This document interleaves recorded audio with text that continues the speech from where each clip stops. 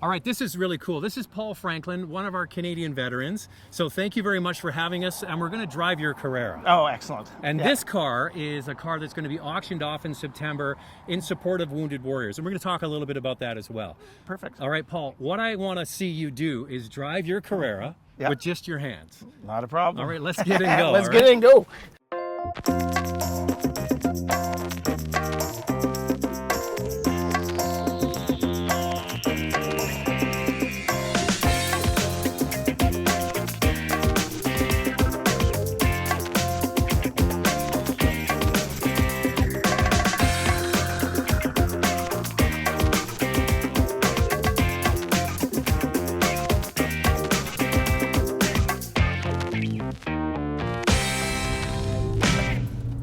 Okay, Paul, first of all, you're a Porsche fan? I am. Always have been? Always have been, ever since I was a kid. Yeah, me too. And that's why I wanted one. It was just something that just has always stirred my soul. Now, what happened to you physically that said this is now or never, you got to live a bit? Well, that, and also I got some money from the insurance and stuff, so I thought, I was in the hospital, I was reading car magazines, and you're just bored out of your skull. And one of the magazines was about Mini Cooper and about how it was drove like a Porsche. Mm-hmm. And I couldn't afford the Porsche at the time, so I ended up buying the Mini Cooper S, which is a brilliant car. Yes. And so after I had that for about 4 or 5 years, I then said, you know what, I really should just start saving my money, putting this to the side, and then let's actually get a real Porsche. And you didn't mess around. This is what year is it? It's 2008 911 Carrera 4s. And you didn't mess around. This one's like, it's got full leather interior, it's got the turbo wheels, it's sport package, it's got everything in it. You got these are the full leather sports seats. Yeah, it's beautifully done. It's a California car, and the guys in Porsche Edmonton had brought it up, and I had found out through my salesman Christian, and he said that they had this car available, and I kind of looked at some Caymans and couldn't really get the wheelchair in the back of the Cayman S, and then I thought, well, let me take a look at this car, and then he brought the 911 into the garage, and then I climbed into it, got the wheelchair in it, and then I was like, okay. This is too good. Too good. Now I like it because you use it. Like this car is used. Oh, it's beat up, yeah. And it's got scratches from getting the chair in and out, and I can tell you have a dog, and you got all your stuff in the back. I think that's the cool part. Is this car's used? It's not a garage queen. No, not at all. And I plan to. It's at 116,000 right now. I plan to take it to $1 million.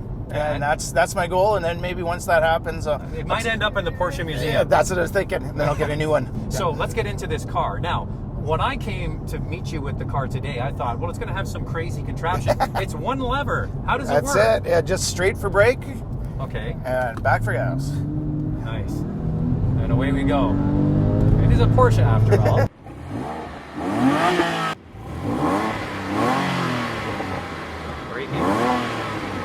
Now, you live in Edmonton, but I know you drive this thing a lot. Like, you drove here to Vancouver just to do this, and I thank you for that. Oh, you're welcome. And the thing is, so does this get tiring driving with two hands? No, well, it gets a bit tiring in the first. And you have the tippy shift thing, right? The tippy shift, and then pop it in. But it gets tiring on your left hand because your right hand is doing all the fun work. Right. So it's just... you just got to hold with your left. Yeah, just got to hold your left. And the cruise control still works? Cruise control still works. Turn on, and then we're good to go. So, everything you thought about a Porsche, is it everything you thought it would be? It's the most fun I've ever had in a vehicle, but this thing, it takes it up a notch. It has power when I need it. When I need to pass someone, there's no question at any point, and going up a hill in the middle of winter, I can still pass. And you use this all year round? Yeah, all year round. In the frozen north of Alberta. You bet. People must look at you like you're crazy. Oh, they do. All right, let's talk about your personal situation. So you are based in Edmonton, right? Yes. So what's the unit that you were with? I was a medic with 3rd Battalion PPCLI, Princess Patricia's Canadian Light Infantry, and I was a driver with them and overseas in Afghanistan. On my second tour. So in my second tour in Kandahar, there was a lot of VIP meetings and diplomat meetings and that kind of thing. And so we ended up driving the diplomats around and all these bigwigs around. And eventually the Taliban decided to target the Canadian diplomat as a way to destroy the Canadian mission in Afghanistan. And so I was driving a Mercedes G-Wagon, again, a great vehicle. And the guy pulled out, and we were in a 4-vehicle convoy, and we were just going through the city of Kandahar. My co-driver, Jeff, called car right. And so just at the last second, this car came out and hit us, and he was going to hit us in our B pillar right behind us. Instead, I swerved, and he hit us on our C pillar, and then he did 56 kilos of explosive, destroying him, the car, and killing our diplomat instantly. Jeff had severe brain injury. I lost both legs, well, one leg initially, and then another through surgery. And then Will was in the back seat, and he got beat up and broken arms and legs. But it's amazing that it's only 3 feet away that this explosion occurred.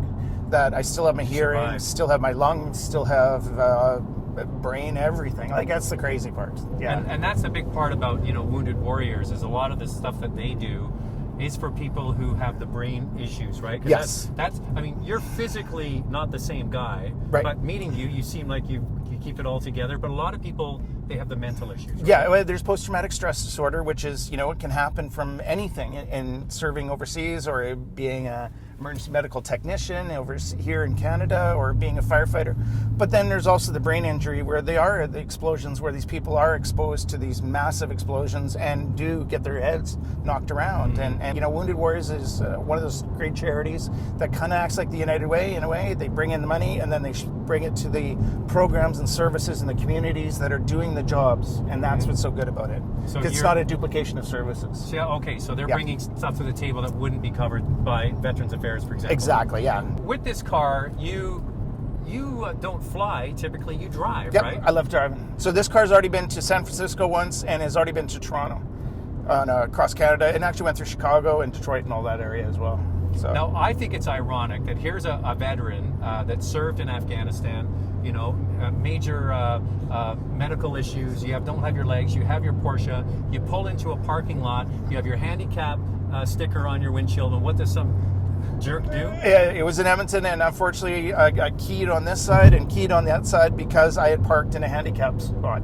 And that was one of those weird things. I've known this for a long time, but when I pull into a handicap parking stall, people do not expect a handicapped or disabled person to own a nice car. They want you to have a Ford Taurus or something, right? Exactly, or a giant van. They want you to, in their minds, they have a decision of what disabled is. And that usually means not owning something nice. And it's one of those things that's always bugged me about the disabled community, is that we don't embrace people that dress nice, or people with nice homes, or people with nice cars, or any of these going on trips, because they all think we're all shut-ins. Yeah. It's a huge, it's a different mindset for sure. All right. I think this is so cool that you chose this car. Yeah, and in a sense, I've always loved the Porsche, and it kind of chose me in that this car is just amazing. It's something I've always wanted, and they had it in stock and came from California, so it was rust-free. So, does being a veteran and driving a Porsche with your disability get you out a speeding ticket? No comment, but yes. I actually have a little veteran sticker on my window here, so when the cop walks up, you'll see that as the first thing. And that works? It does work, actually. And then I usually use I'm going to a Wounded Warriors dinner convention something.